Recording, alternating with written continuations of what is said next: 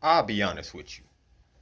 When I saw Corey Holcomb and Anton go at it, I didn't see two dudes arguing. I saw the same quiet argument that's been living in my head and in a lot of black men's heads for years now. Because if you a black man in 2026, you already know we're living in a split reality. I mean, everywhere you look, you see black men being forced to pick which world they operate out of. On one hand, there's the world where context matters. Then on the other hand, you have the world where it doesn't. And that's the part nobody wants to admit out loud. We're not just disagreeing anymore. We're trying to survive using different operating systems. On one hand, you got one group that thinks if we don't explain the system enough, we're lying. And then you have another group that thinks if we don't stop explaining the system, we'll never grow. So I watched Corey and Anton clash, and I felt that tension in my chest because I lived on both sides of that fence already. And I realized something else. We've been living in a culture where black masculinity has been defined by everybody except black men. Everybody from the media, academia, women, politicians, hip hop, religion, activists, even some well meaning elders. And we've been policing each other as if our thoughts and behaviors belong to the collective, when in reality, know what another man or a woman does with their own life, as long as it doesn't harm anybody else, it's nobody's business but their own. That's why on one hand, I can understand Corey. You see, I grew up seeing how the world treats black men like we're unfinished business. You know, like we something to correct, something to monitor, to blame, laugh at, diagnose, but never understand us. That's why when I used to hear a black person critiquing other black people without context, my first thought would be, who are you talking to? Who are you performing for? Yeah, I've been there already. Because history taught us that black pain is always somebody else's content. And black dysfunction, it's always somebody else's entertainment. We see the receipts for redlining, the prison pipelines, and mass incarceration that targeted black men while leaving white men untouched, for the most part. Then you got the media treating black male struggle as a spectacle. Everything from reality shows, talk shows, documentaries, viral videos, and profits off of it while rarely celebrating black male excellence. They rarely do that. Then you got academics who study black men as a pathology or a data point instead of as individuals. That's not my imagination, those are facts. And then on the other hand, I got where Anton was coming from too. Because context, too much of it can become a drug. You know, the kind that feels good, but it keeps you frozen in place. Because I've seen brothers explain a condition better than any historian can, yet not change one behavior in their own life. Not one. How is it that you can name every system that hates you and still not know how to take care of yourself? You mean to tell me you can name every oppression, but not your purpose?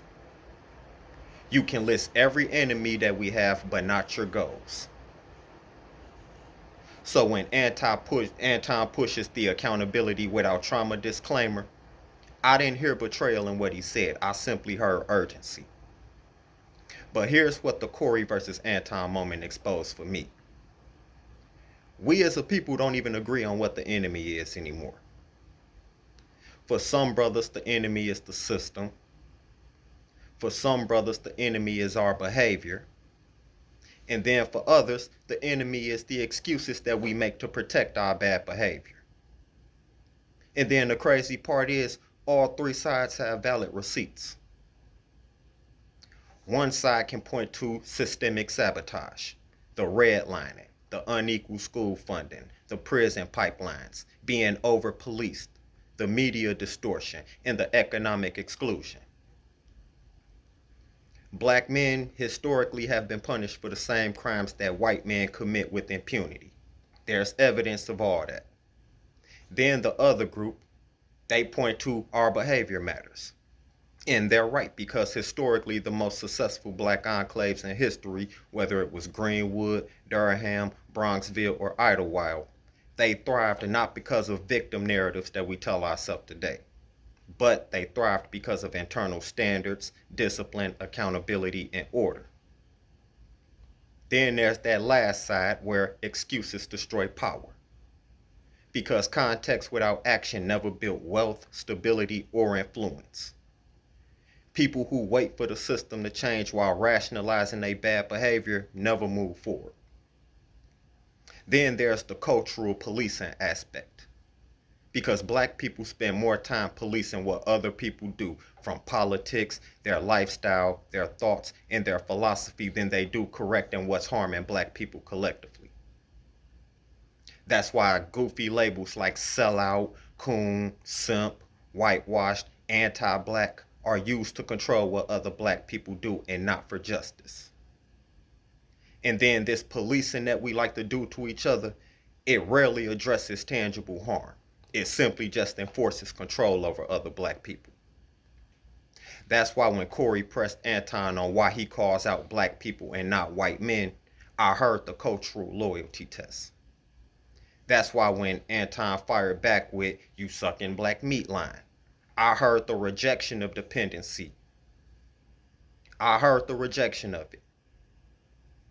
That's why the conversation went the way that it did. Because once it moved from ideas to identity, the room couldn't hold it anymore. And one thing I notice about black men is we don't negotiate identity.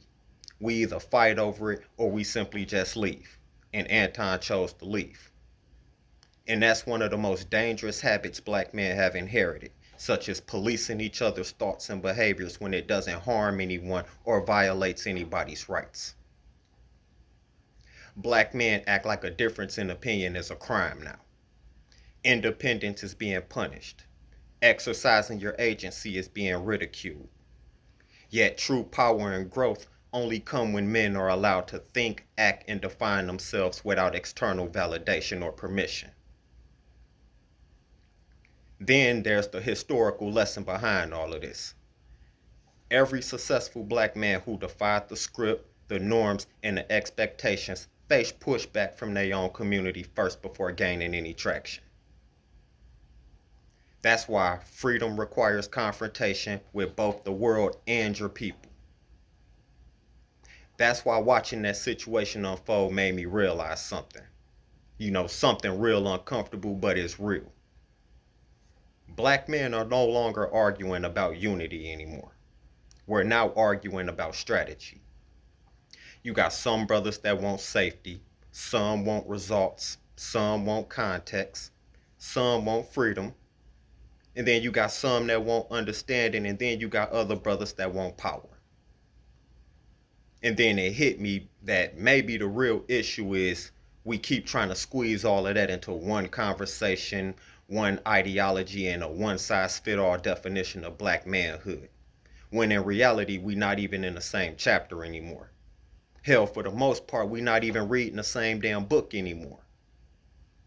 Corey and Anton weren't debating right or wrong in my eyes. They were exposing the reality of black male identity in 2026. One side says protection and context matters. The other says accountability and agency matters. And both sides are correct in their own framing, but neither side should be trying to force that onto the other side like that. That's where I disagree. But here's the final truth every black man needs to hear going forward. We the authors of our own definition, the keepers of our own standards. And nobody, no system, no community, no ideology gets the right to police us unless we give it to them. So whatever comes next after this, it'll be defined by black men who finally say, I'm not waiting. I'm done explaining myself. I'm not performing for you anymore. I'm now defining my own manhood. And honestly, we were long overdue for that to happen. Leave a like, leave a comment, whatever you want to do. I'll catch you on the next video, y'all. Peace.